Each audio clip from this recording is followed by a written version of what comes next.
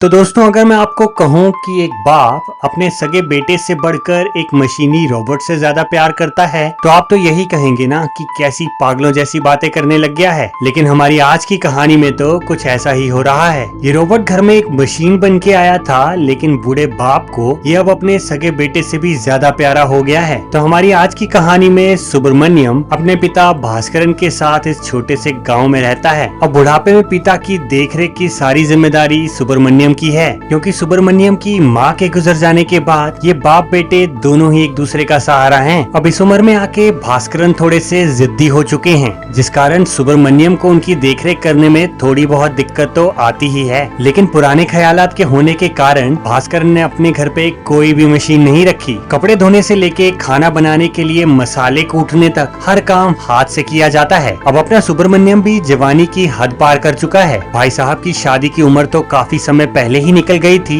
लेकिन शादी का ख्याल उनके मन से अभी भी नहीं गया। पर शादी तो तब होगी ना जब भाई साहब कोई नौकरी करेंगे। लेकिन भास्करन नहीं चाहता कि उसका बेटा उसको छोड़ के कहीं दूर नौकरी करने चला जाए। अब इसे पिता का लगाव कह लें या फिर बुढ़ापे की जरूरत, लेकिन भास्करन अपने बेटे को कहीं दूर नौकरी करने जाने ही नहीं देना चाहता। अपने पिता को मनाने के लिए सुब्रमण्यम कई कोशिशें कर चुका है, लेकिन अभी तक उसकी सारी कोशिशें बर्बाद ही गई हैं। इसी वजह से बाप बेटे के रिश्ते में कई बार खटास आई है। लेकिन ना तो भास्करन की इसमें कोई गलती है और ना ही सुब्रमण्यम की, क्योंकि बूढ़ी उम्र में माँ बाप अपने बच्चों को तो ढूंढते ही हैं, लेकिन दूसरी तरफ सुब्रमण्यम भी तो मजबूर है, क्योंकि बिना नौकरी के जिंदगी काटना बहुत मुश्किल है और कभी ना कभी किसी न किसी को ये कुर्बानी तो देनी ही पड़ेगी। तो आज सुब्रमण्यम बहुत खुश है, क्योंकि उसे एक बार फिर से जापान की एक कंपनी से नौकरी का ऑफर आया है। ये बात वो अपने पिता भास्करन को बताता है, लेकिन हमेशा की तरह भास्करन इस बार भी खुश नहीं कि वो जापान की कंपनी में नौकरी करे।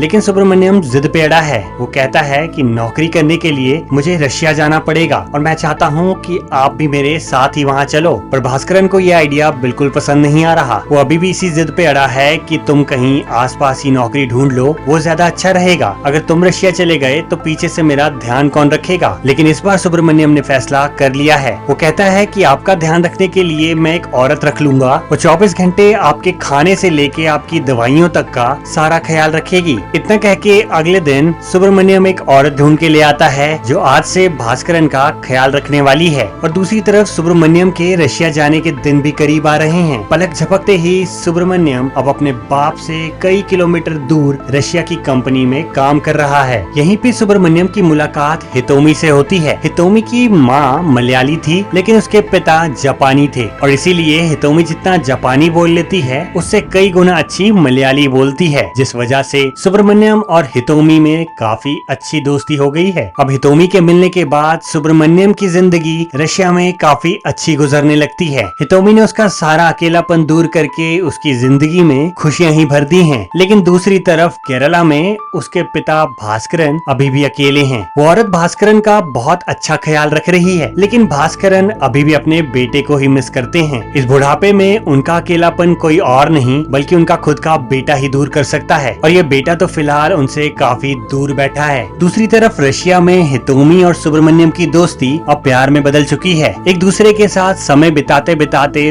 दोनों एक दूसरे के बहुत करीब आ चुके हैं, और ऊपर से हितोमी सुब्रमण्यम की भाषा भी जानती है, तो रिश्ता कुछ ज्यादा ही खास हो गया है। अब एक दिन अपने पिता की बीमारी की बात बताते हुए हितोमी सुब्रमण्यम को कहती है कि मेरे पिता जब बीमार थे तो उनकी देखरेख के लिए मैं बहुत सारे लोगों को लेके आई, लेकिन उनमें से कोई भी ज्यादा दिन तक पिताजी के साथ टिक नहीं पाया। और तभी मुझे पता चला कि हमारी कंपनी ने एक नया रोबोट बनाया है। ये रोबोट इस काम के लिए बिल्कुल फिट बैठ गया। पिताजी की खाने और दवाइयों का ख्याल रखने के साथ साथ वो रोबोट उन्हें फिल्मों से लेके गाने और लेटेस्ट खबरें भी सुना देता था। अब तुम्हें तो पता ही है कि बुढ़ापे में लोग एंटरटेनमेंट के कई तरीके ढूंढने की कोशिशें करते हैं, और ये रोबोट मेरे पिताजी को इतना पसंद आया कि आज तक वो उनका ख्याल रख रहा है। अब हितोमी की ये बात सुन के सुब्रमण्यम को आइडिया आता है कि क्यों ना मैं भी अपने पिता के लिए ऐसा ही एक रोबोट ले जाऊं। वैसे भी हमारी कंपनी एक नए रोबोट पे काम कर तो रही है, क्यों ना मैं अपनी कंपनी वाला ही रोबोट ले जाऊं। बस फिर सुब्रमण्यम सीधा अपनी कंपनी के मैनेजर से बात करता है और परमिशन लेता है एक रोबोट इंडिया ले जाने के लिए। उसे परमिशन मिलती है और तुरंत अगले दिन सुब्रमण्यम सीधा वो रोबोट लेके अपने पिता के पास गाँव में पहुँचता है। अब ऐसे अचानक एक मशीन को अपने घर पे देख भास्करन थोड़ा पूरा घबरा जाते हैं। एक तो वो पुराने ख्यालात वाला आदमी और ऊपर से एक ऐसा रोबोट जो चल फिर रहा है इंसानों की तरह। जहाँ एक तरफ सुब्रमण्यम के पूरे गांव के लिए ये रोबोट तमाशा बन चुका है, वहीं उसके पिता भास्करन परेशान हैं कि आखिर कैसे ये मशीन मेरा ख्याल रखने वाली है। उन्हें इन मशीनों पे हमेशा से ही भरोसा नहीं था और अब उनका बेटा उनका ख्याल रखने के लिए एक ऐसी मशीन ले आया है जो भास्करन के खाने से लेके उनकी चाय, उनकी दवाइयाँ और ऐसी न जाने कई छोटी छोटी चीजों का ख्याल रखेगा। कुछ दिन उस रोबोट के हाव भाव देखने के बाद भास्करन सुब्रमण्यम को बोलते हैं कि इसे अपने साथ तुम वापस रशिया ले जाओ, मुझे इसकी कोई जरूरत नहीं है। लेकिन अब सुब्रमण्यम नाराज हो चुका है। वो कहता है कि मैं आपको ऐसे अकेले नहीं छोड़ सकता। इस उम्र में अगर आपका कोई अच्छे से ख्याल रख सकता है तो ये रोबोट ही है। ये आपके खाने पीने का और दवाइयों का तो ख्याल रख ही रहा है, साथ ही साथ आपका मनोरंजन भी करता रहेगा। और अगर आपने इसे अपनाया नहीं तो मैं भी कभी वापस रशिया नहीं जाऊंगा। इस धमकी की ही देर थी कि भास्करन सुब्रमण्यम के सामने अपने घुटने टेक देता है। वो इस रोबोट को घर पे रखने के लिए अब तैयार है और सुब्रमण्यम को कहते हैं कि अब तुम ज्यादा टाइम यहाँ वेस्ट मत करो, तुम्हारी नौकरी खराब हो रही होगी, तुम तुरंत टिकट कराओ और वापस रशिया जाओ। अब सुब्रमण्यम के जाने के बाद भी भास्करन पूरी तरह से रोबोट को अपना नहीं पाए हैं। वो सारे काम तो ढंग से कर रहा है, लेकिन अभी भी वो भास्करन का भरोसा जीतने में कामयाब नहीं हुआ। लेकिन आज इस रोबोट ने भास्करन की पसंदीदा सब्जी बनाई है और कमाल की बात पता क्या है कि आज भास्करन को ये सब्जी पसंद आ चुकी है।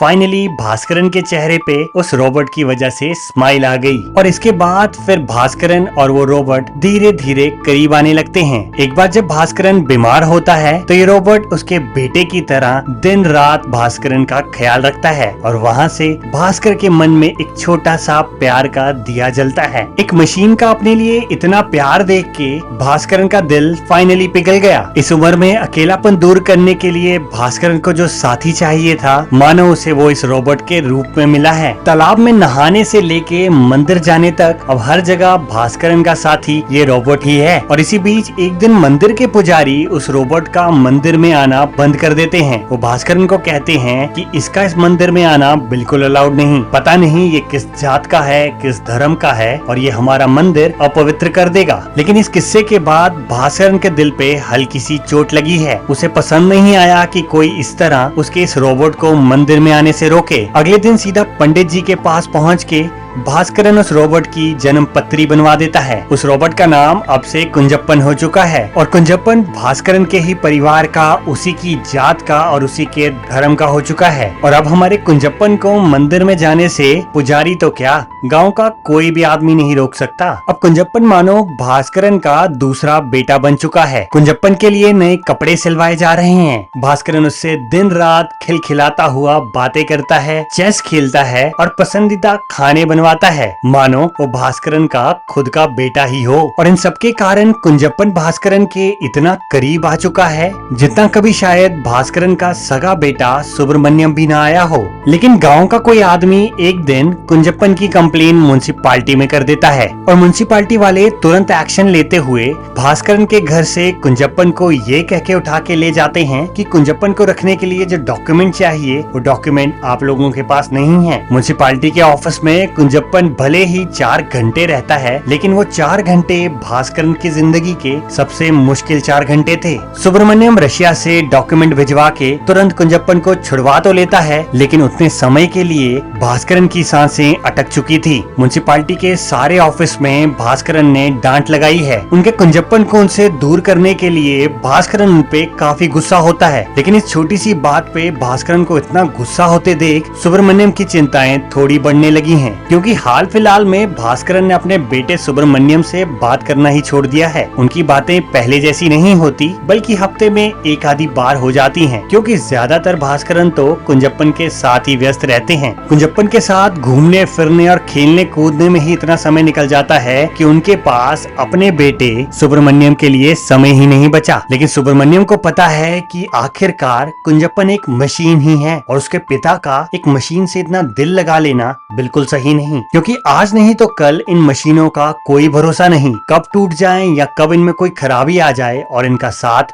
हमेशा हमेशा के लिए छूट जाएगा। इसी बीच सुब्रमण्यम के ऑफिस का मैनेजर सुब्रमण्यम को एक बुरी खबर देता है। वो उसे बताता है कि बिल्कुल उसी सेम रोबोट जैसा एक और रोबोट हमने टेस्ट के लिए अफ्रीका भेजा था, लेकिन उसमें कोई खराबी आ गई और उसने अपने ही मालिक का खून कर दिया। इसलिए मैं चाहता हूँ कि तुम तुरंत से तुरंत उस रोबोट को अपने पिता से दूर करके यहाँ लेके आओ, नहीं तो हमारी कंपनी खतरे में आ जाएगी। ये खबर सुब्रमण्यम को हिला के रख देती है, क्योंकि वो ऐसी मशीन के हाथ अपने पिता की जिम्मेवारी सौंप आया है जो कभी भी किसी भी वक्त उनकी जान ले सकती है। अगले दिन तुरंत फ्लाइट लेके सुब्रमण्यम हितोमी को लेके अपने गांव पहुंचता है, लेकिन अब वो अपने पिता को नहीं बता सकता कि वो कुंजप्पन को यहाँ से लेने आया है, क्योंकि कुंजप्पन के साथ भास्करन का लगाव बहुत ज्यादा हो चुका है, इतना कि अगर उनको दूर किया तो शायद भास्करन सदमे में चला जाए। सुब्रमण्यम कोशिश करता है कि कुंजप्पन की जगह लेके वो अपने पिता के दिल में अपने लिए थोड़ा प्यार जगाए, लेकिन उसके पिता को सुब्रमण्यम से ज्यादा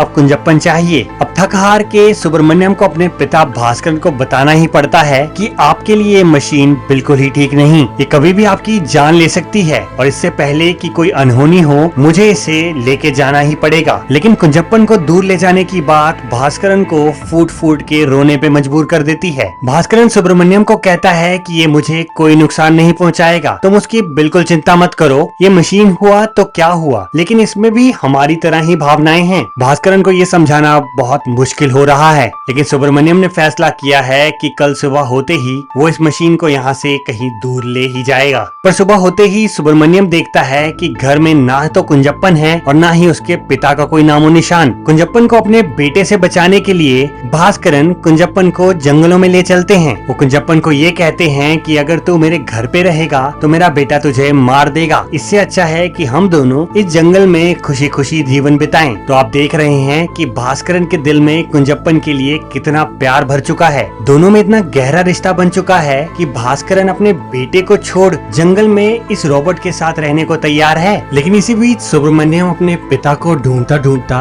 वहाँ पहुँच जाता है और फिर कुछ ऐसा होता है जो भास्करन ने कभी नहीं सोचा था। कुंजप्पन में कोई खराबी आ जाती है और वो सुब्रमण्यम पे हमला कर देता है। कुंजप्पन सुब्रमण्यम का गला दबा रहा है और अपने बेटे को तकलीफ में देख के भास्करन तुरंत अपने बेटे को बचाने पहुँचता है। बहुत मुश्किल से भास्करन कुंजप्पन के चुंगल से अपने बेटे को छुड़ाता है, लेकिन अब कुंजप्पन को लेके भास्करन का मन थोड़ा बदलने लगा है। वो समझ चुका है कि कुंजप्पन से छुटकारा पाना बहुत जरूरी है, क्योंकि बेशक कुंजप्पन एक बहुत प्यारा रोबोट है, लेकिन कुंजप्पन का आम लोगों के आसपास रहना खतरे से खाली नहीं। ना चाहते हुए भी कुंजप्पन को उनकी दुनिया से दूर जाना पड़ता है और इसी जद्दोजहद में बाप और बेटे का वो रिश्ता वापस वो प्यार दिखाता है जो कहीं गायब हो गया था। तो इसी के साथ हमारी आज की कहानी यहीं खत्म होती है। इंसानों और मशीनों के बीच एक अनोखे रिश्ते को दिखाती ये कहानी आपको कैसी लगी ये आप मुझे कमेंट बॉक्स में जरूर बताइए। और अगर आपको मेरे चैनल पे ऐसी ही अनोखी कहानियाँ पसंद आ रही हैं तो सब्सक्राइब करना बिल्कुल ना भूलें। ऐसी कहानियों का सिलसिला तो चलता ही रहेगा।